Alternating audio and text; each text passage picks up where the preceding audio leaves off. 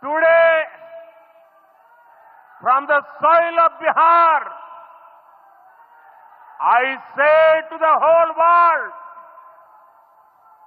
India will identify, track and punish every terrorist and their backers. We will pursue them to the ends of the earth. India's spirit will never be broken by terrorism.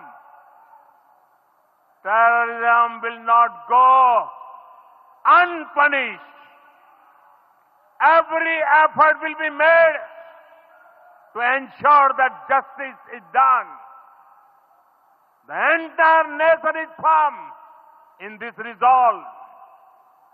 Everyone who believes in humanity is with us. I thank the people of various countries and their leaders who have stood with us in these times. साथियों, शांति और सुरक्षा ये तेज विकास